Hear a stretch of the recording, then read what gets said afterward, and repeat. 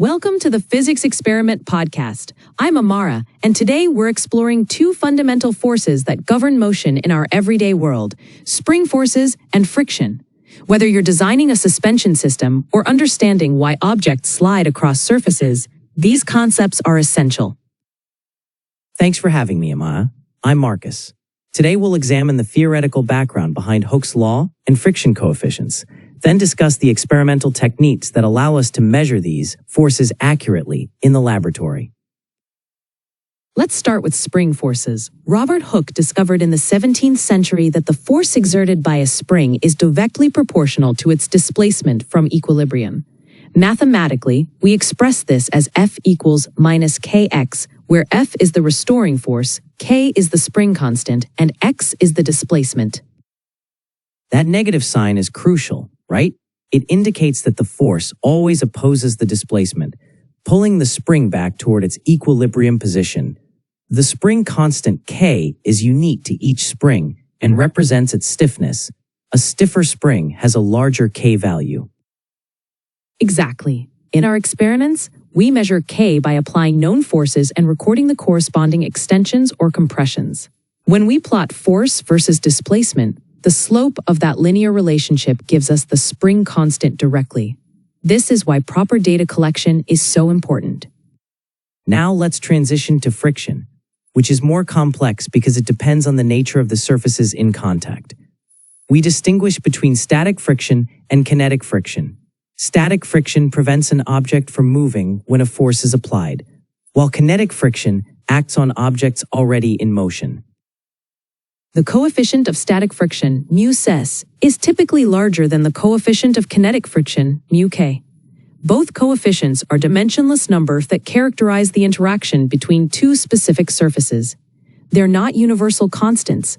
They depend on material composition, surface texture, and even temperature. The relationship between friction force and normal force is linear.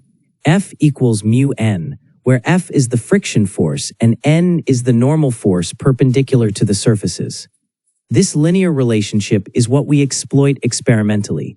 By varying the normal force and measuring the corresponding friction force, we can determine mu from the slope. Let's discuss experimental technique for measuring friction coefficients. First, we need a friction accessory, typically a block on a surface with a force sensor attached. We gradually increase the applied force until the block begins to move, recording the maximum static friction force at that moment. For kinetic friction, once the block is moving at constant velocity, the applied force equals the kinetic friction force. We look for the region where velocity is constant on our velocity time graph. The force sensor reading during this constant velocity phase gives us the kinetic friction force directly. A critical experimental detail: we must vary the normal force systematically. By adding known masses to increase the normal force, say at 5.8 newtons, 10.7 newtons, 15.6 newtons, and 20.5 newtons, we collect multiple data points. This allows us to perform linear regression and calculate mu with greater accuracy and confidence. For spring experiments, we use a similar systematic approach. We attach masses to the spring and measure the extension at each mass increment. Springs can be tested in extension and compression, though compression requires careful technique to prevent buckling or damage. When measuring spring extensions, we typically use extensions ranging from 0.1 meters to 0.5 meters. Different springs, whether shiny, dull, or particularly long, will have different spring constants. The shiny spring might be stiffer, while the longest spring might be more compliant, but we must measure each one individually. Compression measurements require even more precision. We might test compressions from 0.5 centimeters to 2.0 centimeters, comparing light and heavy springs. The key is ensuring the spring remains aligned and doesn't buckle laterally, which would invalidate our measurements. Data analysis is where theory meets practice. After collecting force and displacement data, we create a scatter plot and fit a linear regression line. For springs, the slope is k. For friction, the slope is mu. The quality of our fit, measured by the r-squared value, tells us how well our data follows the theoretical model. We should emphasize that real experimental data rarely falls perfectly on a line. Sources of error include measurement uncertainty, air resistance, vibrations, and surface irregularities. Understanding these limitations helps us interpret our results critically and suggest improvements for future experiments.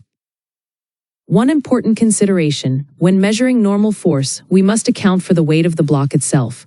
The total normal force includes both the applied weight and the block's weight.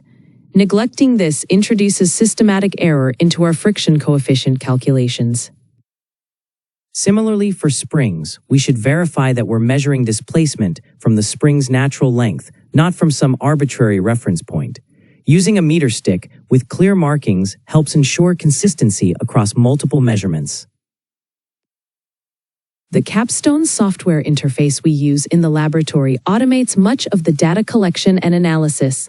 Force sensors provide real-time readings, and the computer interface records data at high frequency.